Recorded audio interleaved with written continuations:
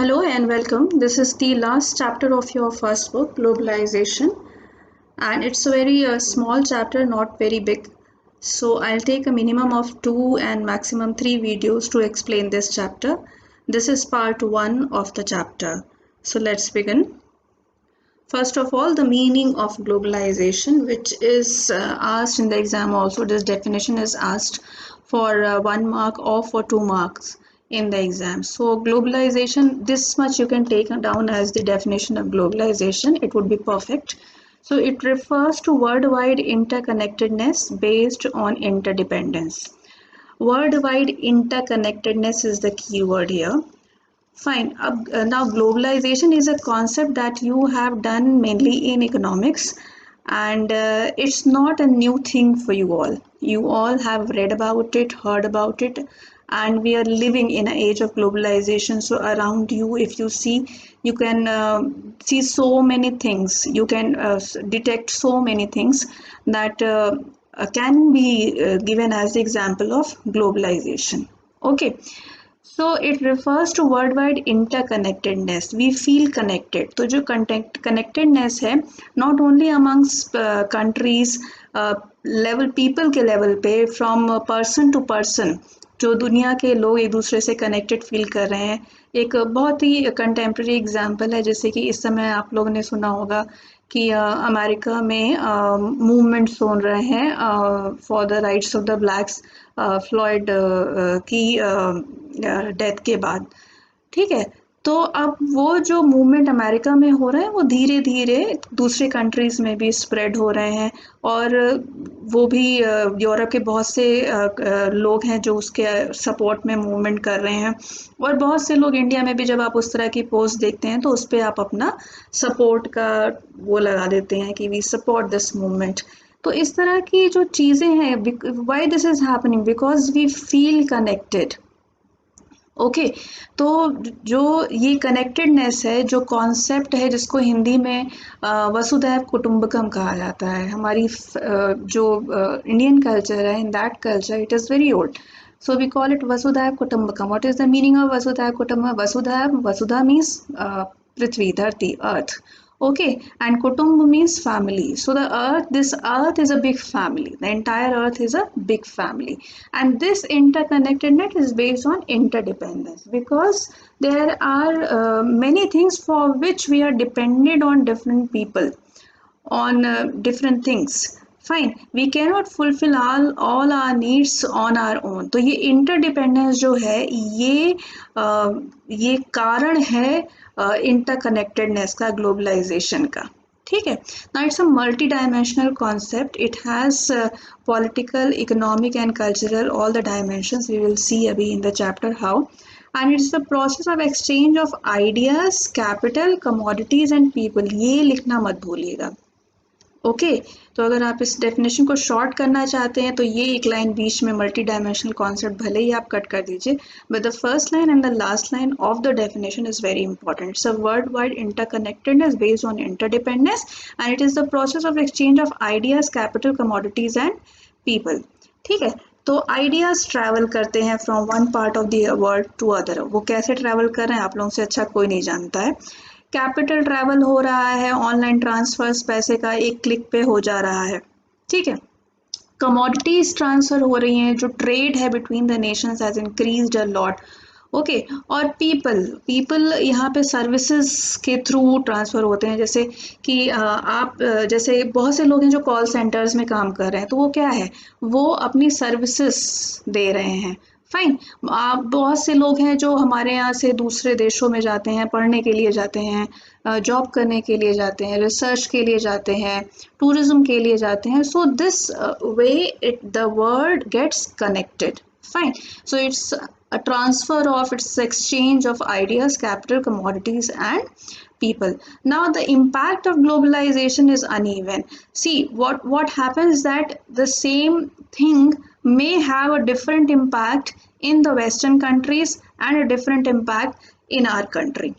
ठीक है, तो वही इकोनॉमिक पॉलिसीज है, जैसे कि अगर आप लिबरलाइजेशन की पॉलिसीज ले लीजिए, तो वही इकोनॉमिक पॉलिसीज किसी कंट्री में उसको बहुत प्रॉस्परस और वेल्दी बना देंगी, और दूसरे किसी कंट्री में वो इनइक्वालिटी को बढ़ा देंगी।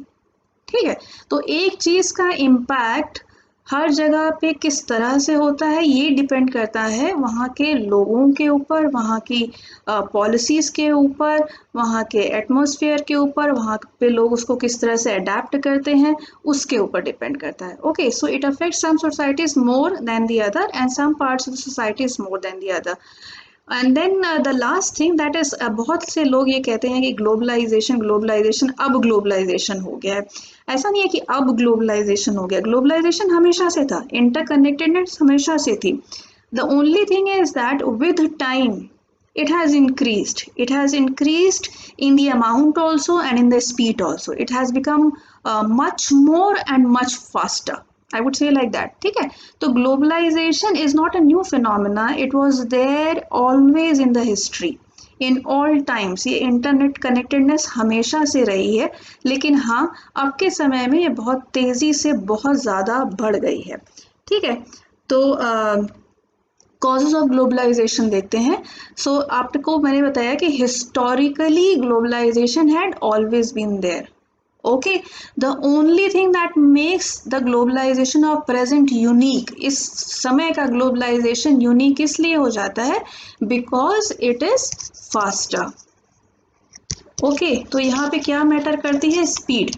The speed of globalization has increased and the intensity also। intensity मतलब कि उसका कितना ग्लोबलाइजेशन हो रहा है, बहुत हर तरह से हो रहा है। फाइन, तो ये और ये दोनों बढ़ी क्यों है, this has increase because of technology and because of communication. So technology better हो गई है। ठीक है, अब आप एक क्लिक पे सब कुछ देख सकते हैं दुनिया में क्या हो रहा है क्या नहीं हो रहा है। एक क्लिक पे आप अपने मैसेजेस भेज सकते हैं जो कि पूरी दुनिया पढ़ रही है, आप जरा सा ट्वीट करिए, देखिए सबका रिएक्शन आता है। उसके बाद जो ट्रांसपोर्टेशन है वो बहुत फास्ट हो गया है।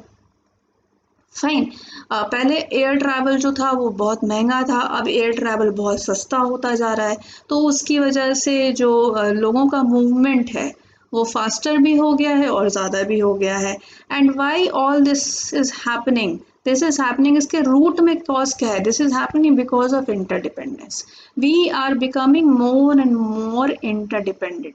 ओके, तो हम इतने ज़्यादा डिपेंडेंट हैं। इसका एक बहुत अच्छा एग्जाम्पल है अभी के टाइम का कि अगर आप अपने अराउंड देखिए तो देयर वाज लाइक जब जब से चाइना के साथ हमारा टेंशन फिर से शुरू हुआ है बॉर्डर पे, बहुत सारी पोस्ट आ रही हैं कि चाइनीज़ जो कमोडिटीज़ हैं उनको आप बायकॉट करिए, चाइनीज़ गुड्स को, so that it creates pressure on the Chinese government and then they come on to the negotiation table। Okay, well and good, very good, but then if you go on and see that what all Chinese products we are using, then there is a multitude of, इतने सारे हम लोग apps use कर रहे हैं, phones use कर रहे हैं, तो कभी कभी जब आप ये देखना शुरू करिए तो लगता है कि इज़ इट पॉसिबल, क्या ऐसा पॉसिबल है कि हम हर चीज़ जो चाइना मेड है उसको बॉयकॉट कर सकें। ये दिखाता है इंटरडिपेंडेंटनेस कि कितना डिपेंडेंट हो गए हैं हम लोग एक कंट्री के ऊपर, कि हम चाह के भी उसको बॉयकॉट तुरंत नहीं कर सकते, उसमें बहुत टाइम लग जाएगा, उसमें हमें सेल्फ रिलायंट बनने में बहुत टाइम लग जाएगा। ठीक है, उसके बाद फिर जैसे कि आप कोविड के टाइम में आप देख रहे हैं, तो ये जो कोविड के टाइम में तो मैं कहूँगी कि एंटी ग्लोबलाइजेशन शुरू हो गया है कि all the nations are now trying to becoming more and more self dependent, जैसा कि prime minister also gave the call कि आप आत्मनिर्भर बनिए।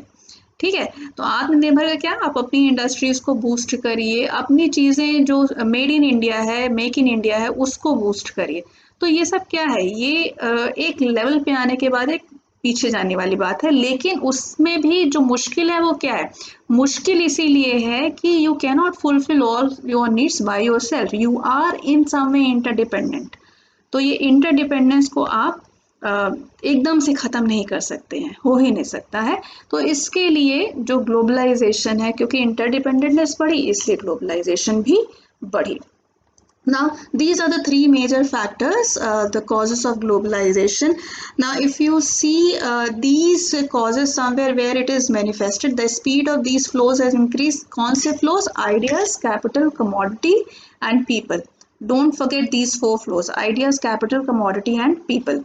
Okay, then technology. Technology has become faster, better, invention of so many things like telegraph, telephone, microchip, then internet, worldwide net. It has led to an information revolution in the world.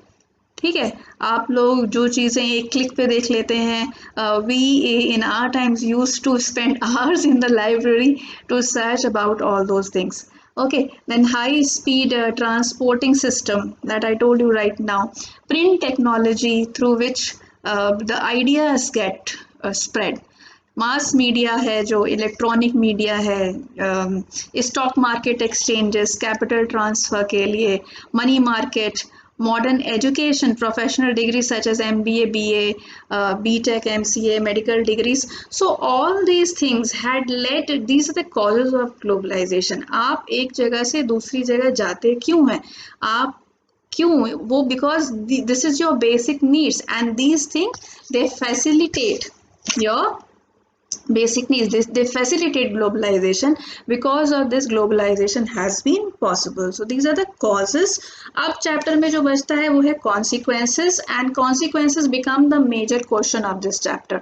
तो अगर मैं आपसे कहूँ कि आपको इस chapter में सबसे पहले क्या प्रिपेयर करना चाहिए, तो आप तीन consequences हैं, political, cultural and economic. ये तीन consequences प्रिपेयर करिए और उसका दोनों form, positive as well as negative. Okay, so I will be doing in this video political consequence.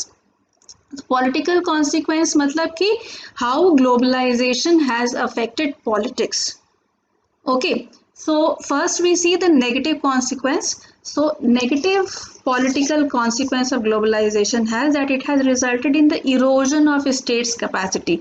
Now I underline this because sometimes you get question with this sentence only. The globalization results in erosion of states' capacity. Do you agree, or what do you mean by this? Okay, so erosion of states' capacity का मतलब ये हुआ कि state की जो capacity है वो globalisation की वजह से कम हो रही है. ठीक है, अब यहाँ किस कैपेसिटी की बात हो रही है? Governing capacity. तो स्टेट की जो गवर्निंग कैपेसिटी है ग्लोबलाइजेशन की वजह से वो कम हो रही है. कैसे हो रही है? अब ग्लोबलाइजेशन की वजह से जो मल्टीनेशनल कंपनीज हैं और जो इंटरनेशनल इकोनॉमिक इंस्टीट्यूशंस हैं जैसे कि IMF और वर्ल्ड बैंक, इनका इंटरफेरेंस स्टेट गवर्नमेंट्स में काफ़ी बढ़ गया है. ओके, तो जो गवर्नमेंट्स होती हैं वो इन इकोनॉमिक इंस्टीट्यूशंस की और इन मल्टीनेशनल कॉरपोरेशंस की बात सुनती हैं. तो the governments are taking decisions under the influence of these international economic institutions and multinational corporations. That's why it is said that from most of the things, और ये institutions और MNCs कहते क्या है? ये कहते हैं कि आप इकोनॉमिक फील्ड से हट जाइए, आप वहाँ से अपना कंट्रोल हटाइए. ओके, आप अपनी पॉलिसीज को लिबरलाइज करिए. ठीक है, जिससे कि हमारा बिजनेस आपकी कंट्री में बढ़े. ठीक है, so now the area of work that the governments were doing is shrinking. तो पहले जो गवर्नमेंट्स थी वो वेलफेयर स्टेट का फंक्शन बहुत करती थी. अब वेलफेयर स्टेट क्या होता है? वेलफेयर स्टेट वो होता है जो कि सबके वेलफेयर का ध्यान रखता है. तो खाली रिच के लिए नहीं, स्पेशली जो पुअर और most deprived section of society है, the welfare state works for them. Okay, so the welfare state will give them some rations on subsidized rates, will give them free housing facility, will take care of the elderly people, will take care of the health of the people. उसके लिए जो करना है उनको मुफ्त में hospital की facility, ये सारी चीज़ें, ये होता है वेलफेयर स्टेट का फंक्शन. ठीक है, तो अब जो गवर्नमेंट्स हैं that are now taking away those, withdrawing themselves from the functions of the welfare state. अब वो गवर्नमेंट्स धीरे धीरे इन वेलफेयर स्टेट्स के फंक्शन को छोड़ती जा रही हैं, and they are now concentrating only on the core functions of maintaining law and order and security of the nation. Okay, तो अब जो गवर्नमेंट्स हैं वो मिनिमलिस्ट गवर्नमेंट है, मिनिमलिस्ट स्टेट। मिनिमलिस्ट स्टेट का मतलब वो स्टेट जो कि मिनिमल फंक्शन परफॉर्म कर रहा है, वो government that performs the minimal function of maintaining law and order and security of the nation. Okay, rest of the things it is leaving, मतलब लीविंग इन द सेंस कि वहां से वो अपना कंट्रोल हटा रहे हैं। ओके, ये ऐसा इसलिए हो रहा है because the market has become the prime determinant. ठीक है, तो अगर आपने इकोनॉमिक्स पढ़ी है तो लिबरल इकोनॉमी में market becomes the prime determinant. Fine, तो जो डिमांड और सप्लाई है, जिस चीज़ की डिमांड है उसकी सप्लाई होगी, जितनी डिमांड है और जितनी सप्लाई है उसके हिसाब से प्राइसेस और रेट फिक्स होंगे। ओके, तो जो एमएनसीज हैं वो यही कह रही हैं कि आप हमको वो करने दीजिए, आप अपना कंट्रोल हटाइए। Fine, so market has become the prime determinant. तो अब ये क्या है, अब जैसे आप लोग ब्रांडेड कपड़े पहनते हैं, तो जो ब्रांडेड कपड़े हैं वो कंपनीज की डिमांड आएगी तो वो कौन प्रोड्यूस कर रहा है, वो एमएनसीज प्रोड्यूस कर रही हैं। ठीक है, तो जब एमएनसीज को वो डिमांड जाएगी तो एमएनसीज वो सप्लाई करेंगे, वो किसी भी रेट पे लेंगे, आप लेंगे उसको। ठीक है, उसकी वजह से क्या होगा, उसकी वजह से जो लोकल मैन्युफैक्चरर्स हैं उनकी डिमांड ही नहीं है, उनकी डिमांड कम हो गई है। ठीक है, अब गवर्नमेंट को इसमें क्या करना चाहिए, अगर गवर्नमेंट वेलफेयर स्टेट का फंक्शन परफॉर्म करती तो वो लोकल मैन्युफैक्चरर्स के को प्रोटेक्ट करने का काम करती, वो एमएनसीज के ऊपर रिस्ट्रिक्शन लगाती कि आप इससे ज़्यादा बिजनेस हमारे यहाँ नहीं कर सकते हैं, या आपको अपनी प्राइसिंग को इस लेवल के अंदर ही रखना पड़ेगा, उससे ज़्यादा आप प्राइसिंग नहीं कर सकते हैं। गवर्नमेंट इस तरह के रिस्ट्रिक्शंस लगाती, बट गवर्नमेंट नहीं लगा रही है। क्यों? क्योंकि वो मार्केट इकोनॉमी की तरफ शिफ्ट हो गई है। अंडरस्टूड? तो ये थोड़ी चीज़ अगर आप इकोनॉमिक्स का बैकग्राउंड है तो ज़्यादा अच्छे से समझेंगे। Increase role of the MNCs reduces the capacity of the government to take decisions on their own. So the MNCs pressurize the government in a lot of manners, and then the governments take decisions according to their wishes, which is happening in the present day world. इसका एक बहुत बड़ा example है Walmart का। Walmart जब India में first time ये हुआ था कि वो एंट्री कर रहा है, तो यहाँ के जितने भी लोकल प्रोड्यूसर्स थे, जो फार्मर्स थे, और इन्होंने बहुत उसके अगेंस्ट वो किया था कि अगर वॉलमार्ट यहाँ आ जाता है तो हमारा मार्केट ख़त्म हो जाएगा। ठीक है, तो गवर्नमेंट फिर उस तरह से पॉलिटिक्स को देखना पड़ता है कि वो कितना दोनों की डिमांड को बैलेंस कर सकते हैं, दोनों तरफ के साइड को किस तरह से बैलेंस कर सकते हैं। अब इसका जो पॉजिटिव है कि पॉजिटिवली, अब इसी को जो पॉजिटिव साइड जो कहते हैं नहीं नहीं ऐसा कुछ नहीं है, globalisation has actually increased the capacity of the state. अब how it has increased the capacity of the state, capacity of the state to govern because of enhanced technology and communication। तो अब गवर्नमेंट के पास भी enhanced technology आई है। अब इसका example आप देखिए कि enhanced technology की वजह से now the government has the data of each and every person। ठीक है, तो अब अगर आप कोविड-19 के टाइम में देखेगी तो गवर्नमेंट ने जनधन खाते खुलवा दिए थे, Jan Dhan accounts of the poor in India, and in the time of crisis during COVID-19 the money was sent directly into the account। पहले क्या होता था, पहले पैसा आता था गवर्नमेंट से मगर वो बीच में ख़त्म हो जाता था, वो उन तक पहुंच ही नहीं पाता था। अब क्या हो रहा है, because everybody is directly linked, now it is the money is coming directly into your account. Okay, so with enhance technology and communication अब गवर्नमेंट को तुरंत पता लग जाता है कि कौन सा मैसेज कहाँ से ओरिजिनेट हुआ है और उसको कहाँ पे ख़त्म करना है। ठीक है, आपने कई बार देखा होगा कि व्हाट्सएप में दुनिया भर के रिस्ट्रिक्शंस आ रहे हैं। So with enhance technology and enhance communication the capacity of the state has also increased to rule better. It is only actually if you see it happens, it depends on the will of the government, that what the government wants to do. If the government wants to take care of the poor, I don't think that any MNC or any institution can be a hurdle in that way।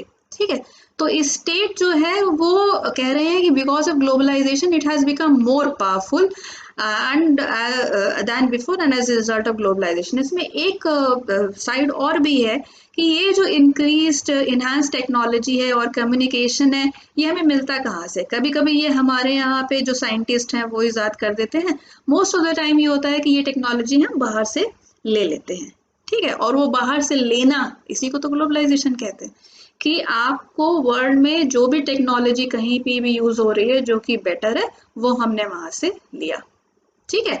जब आपने W world wide web पे अपने आप को connect किया, तो वो communication आप ऑलरेडी कनेक्टेड हो गए, fine. And this increases your capacity to govern better, to administer better, to organize things better. So this is political consequence of globalization. If it comes in general, write the political consequence of globalization, then write both negative as well as positive. If it comes, write negative consequence, और ये जो मैंने बता दिया आपको statement करके आता है कि it has led to erosion of state capacity, or the welfare state is withering away, or that the market has become the prime determinant. ये 2-3 सेंटेंसेस लिख लीजिए। Market has become the prime determinant, welfare state is withering away, erosion of states capacity, तीनों का answer यही है। Okay, लिखना आपको यही है, fine. So we next move to economic consequences. Economic consequences समझना बहुत ही आसान है इस कॉन्टेक्स्ट में, क्योंकि आप लोगों ने बहुत किया हुआ है। ये नेगेटिव कॉन्सिक्वेंस पहले मैं ले रही हूँ, ठीक है। So it benefits only a small section of population, and actually it has led to increase the gap between the rich and the poor. Fine. So rich are becoming richer and poor are becoming poorer. तो जो गरीब लोग हैं वो, जैसे अब आप लोग खुद देखिए तो मैं सिंपल ग्रेन्स की बात करूंगी, लोग पैकेज्ड ग्रेन जो कि कंपनीज का है वो लेना ज़्यादा प्रेफर करते हैं, ना कि आप जाके फार्मर्स से, जो प्रोड्यूसर्स हैं, जो मंडियाँ लगती थी अनाजों की, वहाँ से कोई अब अनाज लेना पसंद नहीं करता ज़्यादा। तो उससे होता क्या है, उससे जो लोकल प्रोड्यूसर है, जो गरीब किसान है, जो अनाज पैदा कर रहा है, उसको तो अच्छा दाम मिल ही नहीं रहा है। जो कंपनीज हैं जो कि उसको पैकेजिंग करके दे रही हैं, सारा प्रॉफिट वो ले जा रही हैं। ओके, तो इससे जो लोकल प्रोड्यूसर्स हैं, जो स्मॉल स्केल प्रोड्यूसर्स हैं, जो कि गरीब लोग हैं, उनको बहुत नुकसान होता है। अब लोग सब्जियां हैं वो भी बड़े बड़े स्टोर से खरीदते हैं, जो सब्जी वाले हैं लोकल उनसे नहीं खरीदते हैं। तो ये सारी चीज़ें बहुत छोटी छोटी चीज़ें हैं, लेकिन किस हद तक ये इफ़ेक्ट करती हैं इकोनॉमी को, वो देखने वाली बात है। देन इसी की वजह से जो डिप्राइव्ड सेक्शन है, they have asked the governments to create institutional safeguards which are called the social safety nets. Social safety nets एक बार 1 मार्क के लिए पूछा जा चुका है, what do you mean by social safety net? देखिए, social safety net का मतलब ये हुआ कि जो नीचे का तबका है, जो कि डिप्राइव्ड, जो poor section of the population है, उसको गवर्नमेंट कुछ सेफ्टी प्रोवाइड करे, सोशल सेफ्टी प्रोवाइड करे। इसका मतलब ये हुआ कि जैसे आप लोगों ने सुना होगा कि एमएसपी का कॉन्सेप्ट है, मिनिमम सपोर्ट प्राइस का कॉन्सेप्ट है, कि अगर आपका अनाज मंडी में नहीं बिकता है तो गवर्नमेंट उसको मिनिमम सपोर्ट प्राइस पे खरीद लेती है, ठीक है। फिर आपने सुना है पीडीएस का सिस्टम है, पब्लिक डिस्ट्रीब्यूशन सिस्टम है, तो जो उसके थ्रू सब्सिडाइज रेट पे जो राशन है वो पुअर सेक्शन को जाएगा, फाइन। उसके बाद आप लोगों ने अभी सुना होगा जो इकोनॉमिक पैकेज गवर्नमेंट अनाउंस कर रही थी, उसमें जितना भी स्मॉल स्केल सेक्टर था, ठीक है, जो मीडियम और स्मॉल स्केल प्रोड्यूसर एंटरप्राइजेस एमएससीज जो होते हैं, उनके लिए गवर्नमेंट ने बहुत सारी स्कीम्स निकाली, फाइन। तो ये सारे ही होते हैं सोशल सेफ्टी नेट्स। और क्या सोशल सेफ्टी नेट्स? यही है कि ये जो मेजर्स होते हैं, इससे जो डिप्राइव्ड सेक्शन है, जो कि पुअर सेक्शन है, जो कि नीचे का तबका है, वो उनको प्रोटेक्शन सपोर्ट मिलता रहता है, और वो जो इस इकोनॉमिक इम्पैक्ट को झेलने के लायक बन जाते हैं, ठीक है। सो तीसरा इसमें डायमेंशन ये है कि जो ग्लोबलाइजेशन है आपके समय में, अगर आप कंट्रीज ऑफ साउथ जो थर्ड वर्ल्ड कंट्रीज हैं, तो सदर्न कंट्रीज में अगर आप देखिए, then this globalization is forced globalization, और ये बहुत बार इंटरनेशनल इकोनॉमिक इंस्टीट्यूशंस के प्रेशर में आके किया गया है। ठीक है, तो IMF और वर्ल्ड बैंक जो होते हैं वो गवर्नमेंट्स को कहते हैं कि आप अपनी जो इकोनॉमी है वो लिबरलाइज करिए। वर्ल्ड बैंक प्रेशराइज करता है कि आप अपनी इकोनॉमी लिबरलाइज करिए। ठीक है, और क्यों ये ऐसा होता है ये आप लोग सब जान चुके हैं, because the countries will not have a big say in these economic institutions, and with because of globalization is who is getting benefited more? The countries of north. ठीक है, that is a fact. So that is why it is sometimes refer to as neo colonialism also, कि जो अभी भी जो rich countries हैं वो poor countries को दूसरी तरह से एक्सप्लॉइट कर रहे हैं, और उस दूसरी तरह का रास्ता क्या है, वो है ग्लोबलाइजेशन. ठीक है, उनकी MNCs आके हमारे मार्केट को उन्होंने कैप्चर कर लिया है, हमारे रिसोर्सेज को उन्होंने कैप्चर कर लिया है. अब पॉजिटिव इम्पैक्ट देखिए, economic positive impact of globalization, तो ये it has result in greater economic growth, you all know that. ठीक है, well-being of a larger section of population. If I compare before 1991 era in India itself, कि 1991 में India liberalise किया, Indian economy को liberalise किया गया था, तो अगर आप प्री 1991 और पोस्ट 1991 पीरियड को कंपेयर कर लीजिए तो आपको ये फर्क समझ में आएगा. आपके पेरेंट्स होंगे, आप उनसे पूछिए कि इतनी लिमिटेड जॉब्स थी, अनएम्प्लॉयमेंट थी, जो स्टैंडर्ड ऑफ लिविंग था वो बहुत नीचे था. अब जो स्टैंडर्ड ऑफ लिविंग है इन जनरल वो बढ़ गया है. Trade among the countries have increase, और ट्रेड ही नहीं, अब आप प्राइस कॉम्पिटिटिवनेस भी हो गई है. आप क्यों चाइनीज गुड्स इतने ज़्यादा पॉपुलर हो गए हैं? Because they are cheaper. Okay, तो ये जो है, और जब ग्लोबलाइजेशन की वजह से कंपटीशन इंक्रीज हुआ, कंपटीशन की वजह से प्राइसेस कम हुए और टेक्नोलॉजी इंप्रूव हुई, तो ये सारा सब रिजल्ट ग्लोबलाइजेशन का. It has resulted in greater job opportunities not only in your country. अगर अब आप क्वालिफाइड हैं, यू कैन गो अब्रॉड. और बहुत से ऐसे लोग हैं जो actually this has resulted into one concept which is called brain drain, कि हमारा जो बेस्ट माइंड था वो तो बाहर चला जा रहा है कंट्री के. ठीक है, तो जॉब अपॉर्चुनिटीज आपकी बढ़ गई हैं. MNCs जब यहाँ आए हैं, उन्होंने प्रोडक्शन यूनिट्स यहाँ सेट की हैं, तो हमको और ज़्यादा एम्प्लॉयमेंट अपॉर्चुनिटीज मिल रही हैं. Fine. Then the biggest thing is that it is inevitable, और ये आपको कोविड इरा ने दिखा दिया कि इट इज़ इनएविटेबल. ग्लोबलाइजेशन को आप रोक नहीं सकते. अब जो ये प्रोसेस शुरू हो गया है, ये आगे की तरफ ही जाएगा, ये पीछे की तरफ अब नहीं आ सकता है, चाह के भी नहीं कर सकते हैं. So this is what is the positive impact of globalization in economic sphere. I will end here today. In the next video, I'll be explaining about the cultural consequence of globalization, that is cultural heterogenization, cultural homogenization, and then resistance to globalization in India and globalization. So I think I'll take one video to complete all that.